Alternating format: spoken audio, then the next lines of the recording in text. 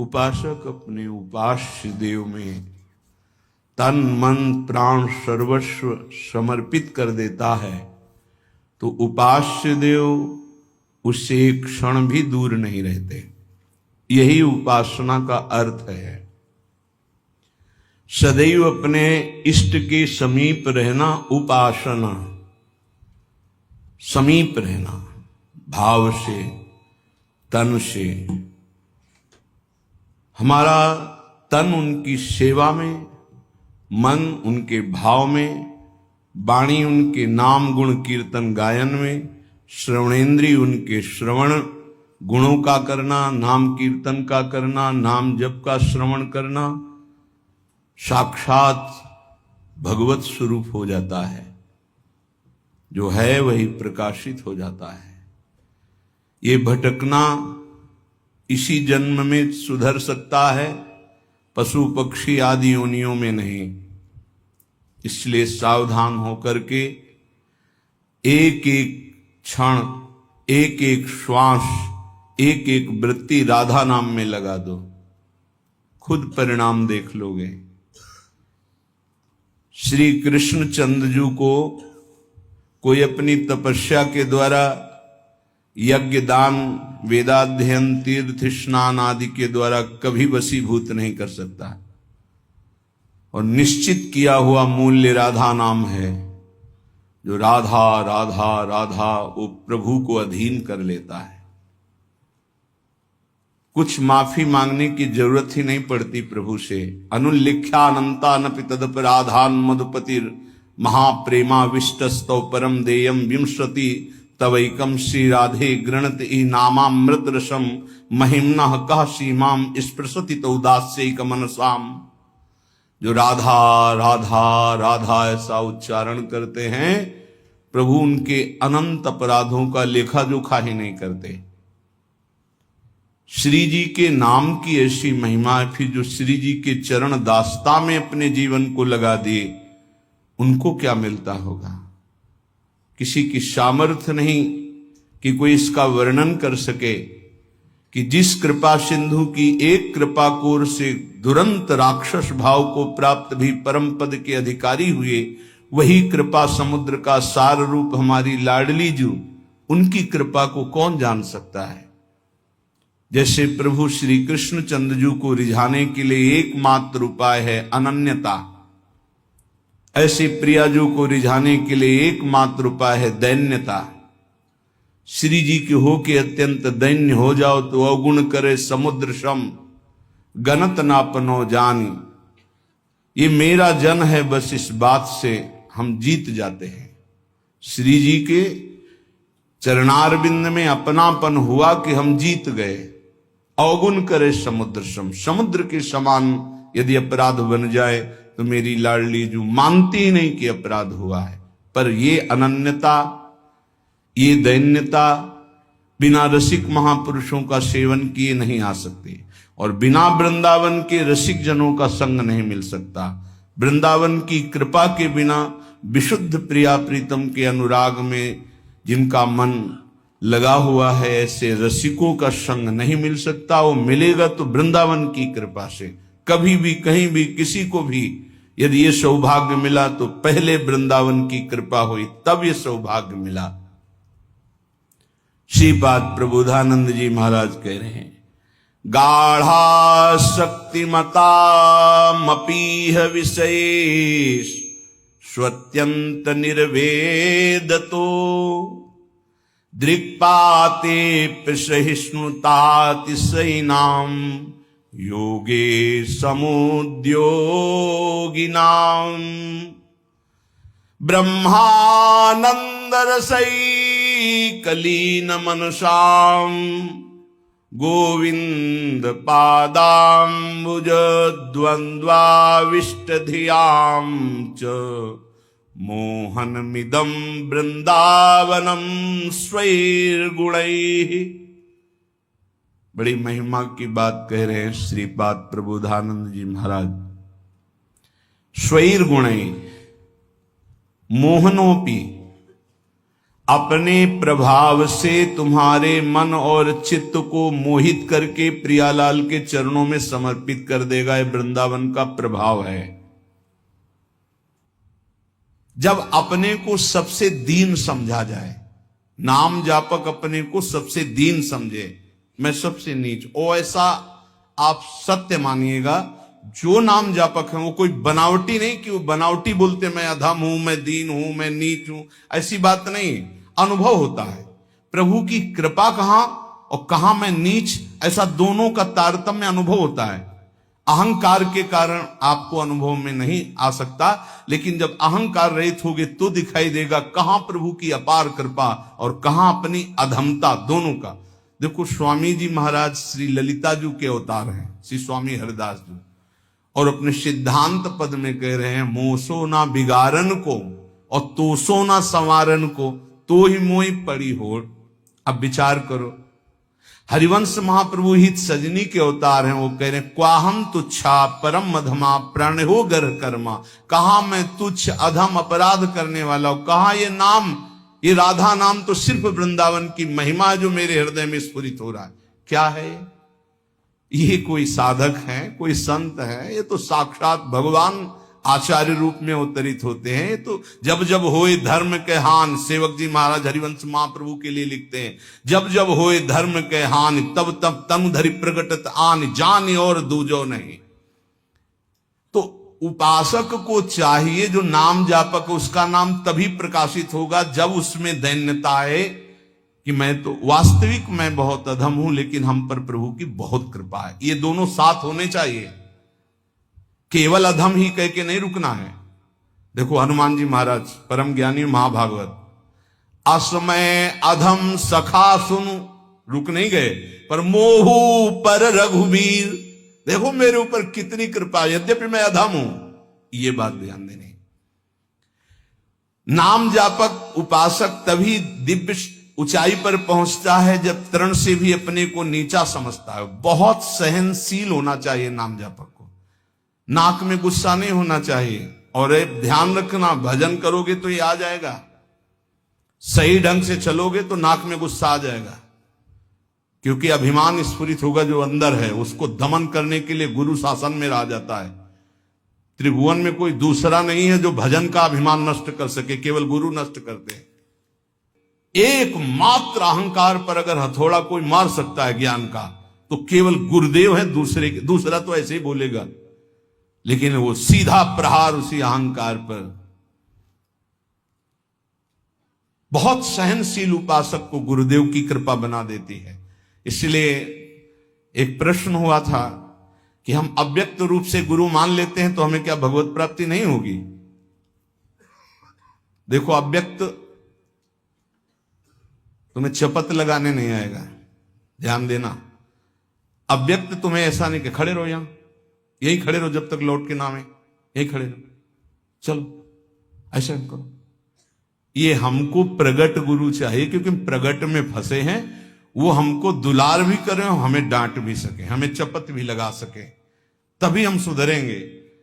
मान लो हम अव्यक्त गुरु मान लेते हैं तो जो मन आया सो कर रहे हैं, वो समझा। अव्यक्त गुरु तुमको कौन ऐसा है जिसको उपदेश नहीं कर रहे? आप बुरा करने चलते हो, अव्यक्त गुरु अंदर रोकते, मान पाते हो आप? एक त्रिभुवन में गुरुदेव के सिवा कोई ऐसा नहीं जो निर्विकार और निरहंकार कर सके। ये हम खुली बात कहते हैं। भगवान भी हमारे हृदय में बैठे रहे, निर्विकार नहीं किए। जन्म जन्मांतर से हमारे साथ हैं, कभी निर्विकार नहीं किए, कभी निरहंकार नहीं किए। वही हृदयस्थ भगवान अव्यक्त जब व्यक्त रूप गुरु रूप धारण किए तो पक्का सुधार हो गया, पक्का माया से मुक्त करने का मार्ग दिखा दिया।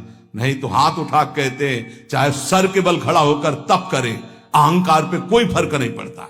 10-10 हजार वर्ष तक खड़े रहे, जटाओं में घोंसले बन गए, चिड़िया बैठी, तुम कितने साल जियोगे? सारा अहंकार मिट्टी में, सब ज्ञान है तो क्या हुआ? केवल जल पी के रहे तो क्या हुआ? कितने ऐसे पशु पक्षी जल आहार करते हैं, उनको भगवत प्राप्ति हो गई। हर अहंकार की धज्जियां गुरुदेव उड़ाते हैं, और जब गुरुदेव का ऊपर वरद हस्त नहीं रहता तो सिद्धता का नाटक शुरू हो जाता है, नाटक शुरू हो जाता है। इसीलिए अत्यंत दैन्य भाव वास्तविक जब आएगा तो गुरुदेव के चरणों में आएगा। पक्का समझो, हम आपको हृदय की बात कहता हूं, जब तक गुरुदेव की कृपा नहीं तो दो बातों पर विजय नहीं प्राप्त की जा सकती। विकारों पर षड विकार जित, ये गुरुदेव की कृपा, और अहंकार रहित होना केवल गुरुदेव की कृपा, ये दैन्यता केवल गुरुदेव। ये खूब अंदर की बात कह रहा हूं, खूब साधन मार्ग में चल के कह रहा हूं। जब तक गुरु कृपा नहीं होगी प्रगट गुरुदेव की, तब तक दो बातों पर विजय नहीं प्राप्त की, एक तो विकार और दूसरे अहंकार। बहुत सहनशील होना, सहनशील गुरुदेव बनाते हैं, ठोक ठोक के हर जगह, जहां कमजोर हो वहीं पीट पीट के। दूसरों को मान देना और स्वयं अमानी रहना, यह गुरुदेव की कृपा से ही आता है। जो शुद्ध रसिक महापुरुष भगवत प्रेम में डूबे हुए हैं, वही अमानिना मान देन स्थिति प्रदान करते हैं। ये स्थिति बनावटी नहीं होगा, बनावटी टिक नहीं पाएगा।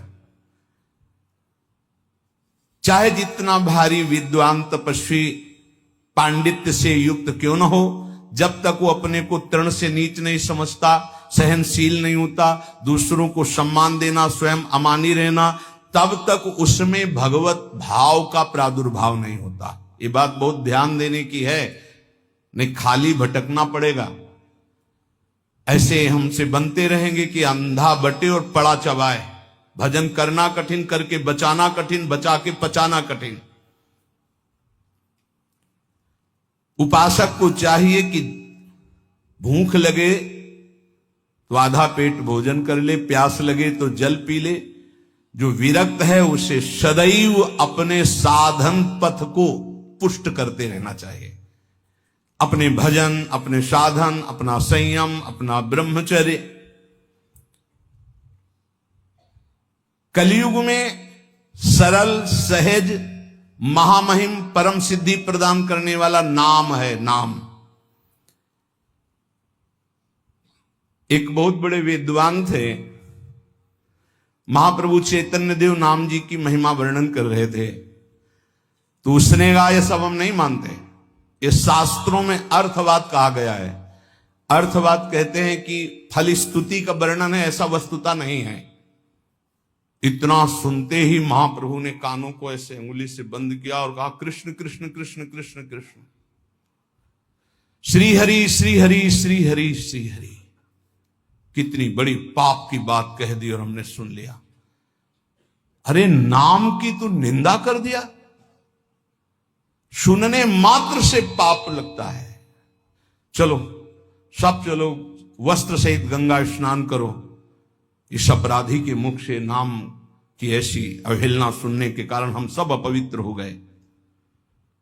महाप्रभु सब के सब वस्त्र सहित सचेल, सचेल में कहते हैं कि वस्त्र सहित, वैसे ही गंगा स्नान किया। फिर गंगा जी में ही खड़े होकर के महाप्रभु भक्तों को कहने लगे, भाई तुम सच्ची मानो, अखिल कोटि ब्रह्मांड नायक श्री कृष्ण के एक एक रोमकूप में असंख्यो ब्रह्मांड है। उन श्री कृष्ण को अधीन करने की सामर्थ्य श्री कृष्ण का नाम रखता है, मैं गंगा में खड़े होकर कहता हूं। पक्का पक्का। ये विद्वता भी बहुत कभी कभी भगवान से विमुख कर देती है। एक श्वास में एक नाम ले लिया, कृष्ण, राधा, राम, हरि, भारी पड़ जाएगा तुम्हारे हिसाब में। जब तुम्हारा शरीर छूटेगा और तुम्हारे रजिस्टर को देखा जाएगा तो एक कृष्ण नाम निकलेगा, तो वो तुम्हें तार देगा। एक कृष्ण नाम, ये ध्रुवदास जी महाराज कह रहे हैं, एक नाम त्रैलोक ही तारे, जो ना ले सो जन्म ही हारे। पूरे जन्म में यदि भगवान नाम नहीं लिया तो व्यर्थ चला गया जन्म। और जिसने एक बार कृष्ण कहा, राधा कहा, हरि कहा, भारी पड़ जाएगा। यमराज जी महाभागवत हैं, एक नाम की कीमत क्या है, पूरा त्रिभुवन नहीं है, वो विजय को प्राप्त होगा।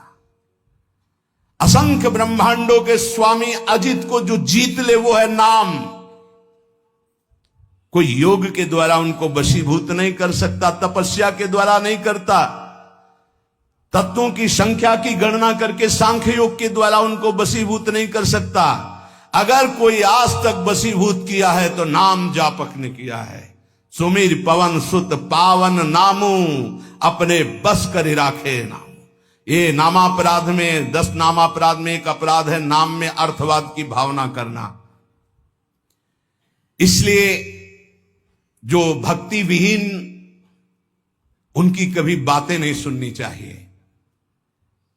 बड़े बड़े मंत्रों का जाप, तपस्या, पूजा पाठ, यज्ञ, दान, अनुष्ठान कोई भी नाम की बराबरी नहीं कर सकता। गंगा में खड़े होकर महाप्रभु चैतन्य देव कह रहे हैं, स्वयं भगवान श्री कृष्ण चंद्रजू कह रहे हैं, न साध्यति माम योगो न सांख्यम धर्म उद्धव न स्वाध्याय तपस्त्यागो यथा भक्तिर ममोर्जिता। भक्ति का स्वरूप क्या है? देवर्षि नारद तदर्पिता अखिलाचारिता तद स्मरणेन परम व्याकुलते। हर समय भगवान का स्मरण करते हुए अपने कर्तव्य कर्म को भगवान को समर्पित करना, यह उत्तम भक्ति का लक्षण है। और यही मनुष्य जीवन का परम लाभ है कि प्रभु के चरणों में प्रीति हो जाए। यही ज्ञान का, योग का, धर्म का, कर्म का, सबका फल है। अगर ये नहीं तो बड़ी दुर्गति है।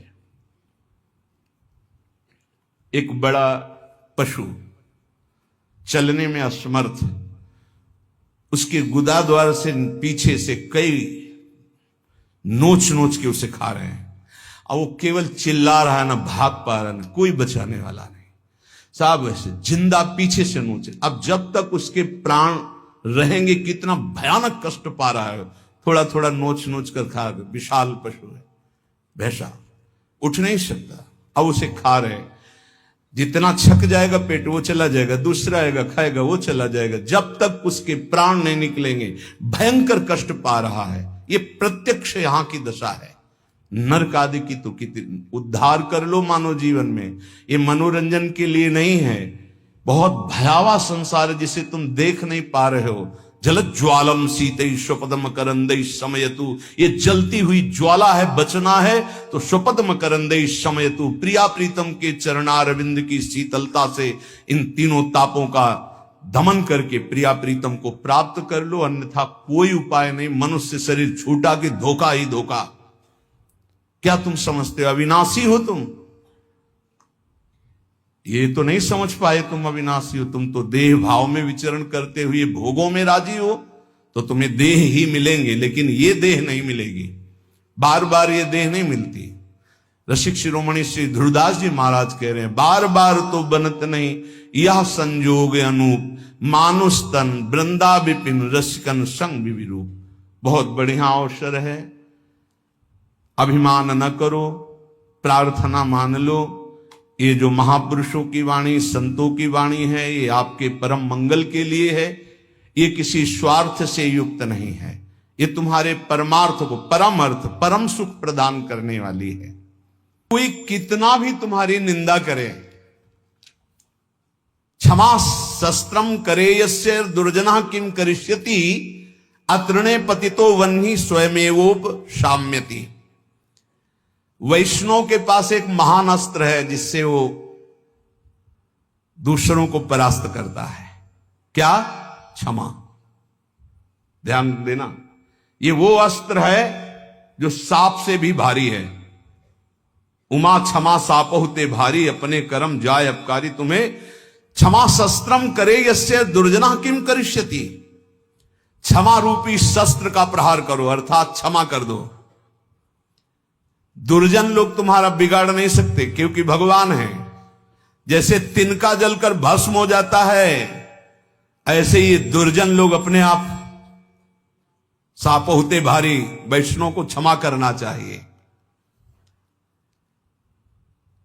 कहते हैं कि जैसे छात्र क्लास में पढ़ता है, जब उसकी क्लास बदलने का समय आता है तो उसकी परीक्षा होती है, ऐसे साधु वैष्णव की परीक्षा होती है। क्या परीक्षा होती?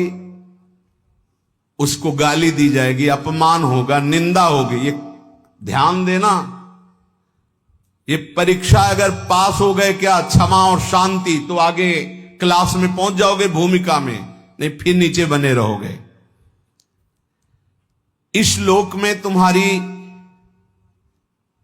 चाहे कोई कितनी निंदा करे, तुम उसकी निंदा मत कर देना। निंदा को सहन करना। निंदा दो प्रकार की होती है, एक अपवाद और एक प्रवाद।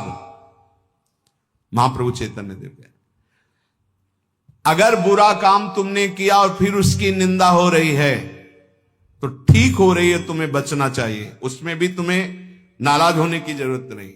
और अगर तुमने बुरा काम नहीं किया और तुम्हारी निंदा हो रही तो बहुत ठीक हो रहा है, तुम्हारा भारी प्रारब्ध जो शरीर में दंड मिलने वाला था वो निंदा के द्वारा काटा जा रहा है। भगवान की विशेष कृपा है।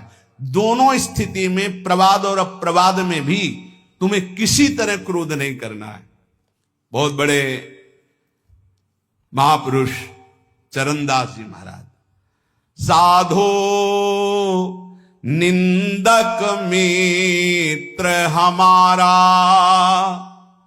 निंदक को निकटे ही राखो, हो न देऊ न्यारा, साधो निंदक मित्र हमारा।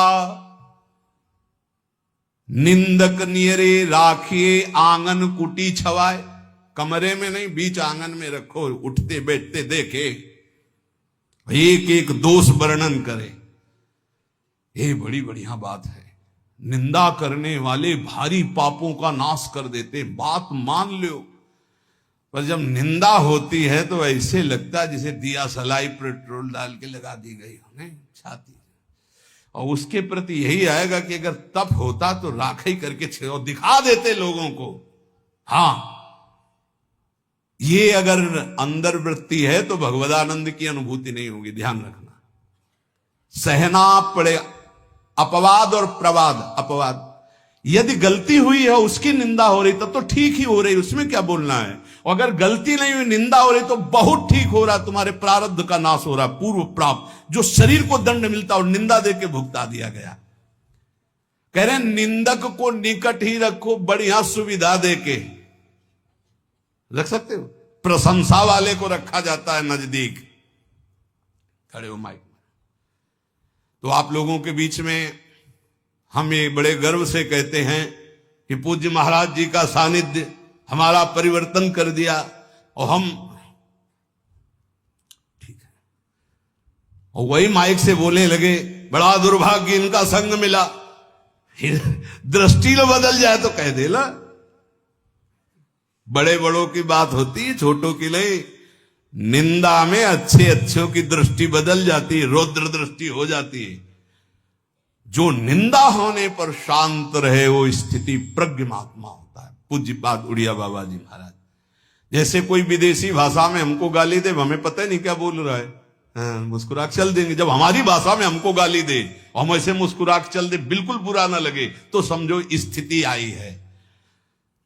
पाछे निंदा करियग धोवे, सुनि मन मिटे विकारा, जैसे सोना तापी अगिन में, निर्मल करे सुनारा, साधो निंदक मित्र हमारा। ये निंदक लोग कितने कृपालु हैं। ये पीछे से निंदा करते हैं और क्या करते हैं, समस्त विकारों को उसके मिटाकर ऊपर उठा देते हैं। पक्का निंदा सह गए तो भूमिका बदल जाएगी। बहुत कठिन है निंदा सहना, बहुत कठिन है। निंदा सह गया तो द्वंद्व सहने की ताकत आ जाएगी। स्तुति बहुत अच्छी लगती है, नहीं लगती।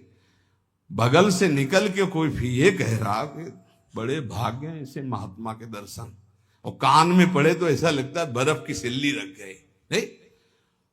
और जब कोई न कोई प्रणाम न कोई नमस्कार और कटु वचन बोले, फिर उसके हमारा नम्र भाव, ये हमारी वैष्णवता, ये साधुता है।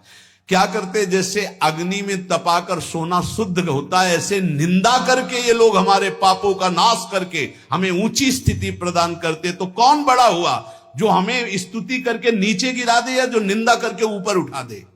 जो ऊपर उठा दे। तो निंदक मित्र हमारा। बोले घन अहरन कसी हीरा निबटे, कीमत लक्ष हजारा। कांच और हीरा की पहचान कैसे होती? एक घन में पहचान होती। घन लोहे का एक हथौड़ा जैसा होता है, और उसको ऐसे रख के पक्की जगह पे, लोहे पे, और ऊपर से घन मारो। अगर नकली हीरा है तो छार छार हो जाएगा, और असली हीरा है तो कुछ फर्क नहीं पड़ेगा। तो बोले असली संत में जहां गाली गलौज निंदा अपमान करो कोई फर्क नहीं पड़ा, अगर टूट गया तो नकली हीरा था, असली हीरा नहीं। घन अहरन कसी हीरा निपटे, तो कीमत लक्ष हजारा। ऐसे जाचत दुष्ट संत को, करन जगत उजियारा। साधो निंदक मित्र हमारा। ये भगवान से मिलाने वाले बनते हैं, निंदा करने वाले। ये दुष्ट जन जो निंदा करते हैं, ये हमें भगवत प्राप्ति कराते हैं। इनके चरणों में कोटि कोटि प्रणाम। ये संसार में फंसने नहीं देते, छोटी सी छोटी गलती सामने रख करके हमको भगवान से मिला देते हैं, हमारे पापों का नाश कर देते हैं, हमारी बाधाओं का नाश कर देते हैं। जोग यज्ञ जप पाप कटन ही तू करे, सकल संसारा। और बिन करनी मम करम कठिन, सब मेटे निंदक प्यारा। कितनी बढ़िया बात। बड़ी बड़ी साधनाओं से पाप नष्ट करने का प्रयास किया जाता है, लेकिन निंदक, हम कुछ प्रयास भी नहीं कर रहे, हमारे सारे पाप नष्ट कर रहा है निंदा करके। कितना प्यारा मित्र है। बिन करनी मम करम कठिन, सब मेटे निंदक प्यारा। सुखी रहो, ये कोई संत ही बोल सकते हैं, ये केवल संत हृदय बोल सकता है। सुखी रहो निंदक जग माही, रोग न हो तन सारा।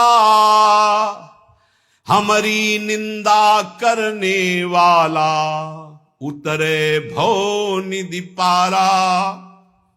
ये कोई महात्मा ही बोल सकता है, दूसरे की ताकत ही नहीं।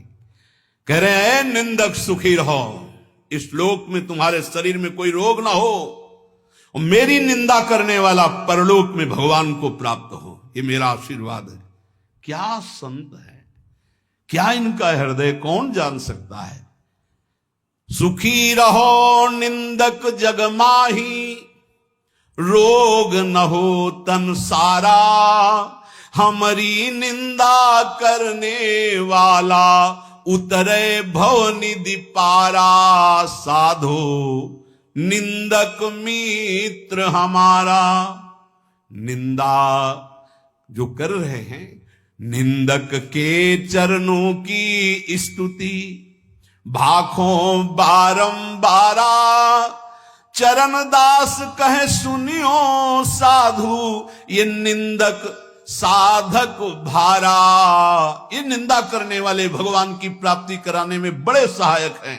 हे साधु, कभी इनकी निंदा मत करना। जो तुम्हारी निंदा करे तुम सह जाना, तुम्हें भगवत प्राप्ति करा देंगे, पक्की बात। इसलिए महाप्रभु चैतन्य देव अपने श्रीमुख से कह रहे हैं कि यदि लौकिक और पारलौकिक उन्नति प्राप्त करना चाहते हो, तो तुम अपनी निंदा की कभी अवहेलना मत करना। तुम्हारी निंदा हो रही, बड़े प्यार से चुपचाप सुन लेना और क्षमा कर देना, तो तुम इस परमार्थ के क्लास में ऊपर उठ जाओगे। यदि जीवन में किसी के कोई दैवी संपदा की विशेषता और मां भागवती गुण पाए गए हैं, तो उन्होंने जीवन में बहुत कष्ट सहा है, गालियां सही है, मारपीट सहे, अपमान सहे हैं, तब जाकर वो जैसे स्वर्ण तपाने पर चमकता है, ऐसे वो चमकते हैं। उपासक को लौकिक पारलौकिक उन्नति प्राप्त करने के लिए निंदा, अपमान, तिरस्कार सहना होता है। ये सहने की सामर्थ्य फिर कह रहा हूं, सदगुरु कृपा पात्र में आती है। जो सदगुरु प्रदत्त नाम जप करता है, मंत्र जप करता है और उनके चरणों में दैन्य होके रहता है, उनकी आज्ञा में रहता है, तो ये सब जितनी सामर्थ्य देवी संपदा की वो सब जागृत हो जाती है। खूब नाम जप करें, सहनशील बने, सहनशील ही भगवान को आशय उदार धीरज सहित विवेकी। सहनशील, आशय उदार, धीरज सहित विवेकी, ये परमार्थ का विजयी योद्धा होता है। धैर्यवान, विवेकवान, सहनशील, उदार आशय, सबका देखो कितना उदार आशय। कह रहे हैं जो हमारी निंदा करे कभी अस्वस्थ ना हो, सुखी रहे, जब शरीर छूटे तो भगवान को प्राप्त हो, भवनिधि से पार हो जाए मेरी निंदा करने वाला। क्या महात्मा का हृदय है, बलिहारी है ऐसे महापुरुषों की जो अपमान और निंदा करने वालों को भगवत प्राप्ति कराते हैं। पूरे महापुरुषों के चरित्रों में यही तो पाया जाता है। हम ऐसे महापुरुषों के बच्चे हैं, उनकी शरण में हैं, तो जैसे पिता के गुण पुत्र में आते हैं, ऐसे आचार्य और गुरु की गुण शिष्य में आते हैं, शरणागतों में आते हैं। हम सब आचार्य की शरण में हैं। ऐसे सहनशील, आशय उदार, धीरज सहित विवेकी गुरुजनों का आश्रय लेकर हम यही लक्षण धारण करें, खूब नाम जप करें। शेष चर्चा आगे। श्री राधा।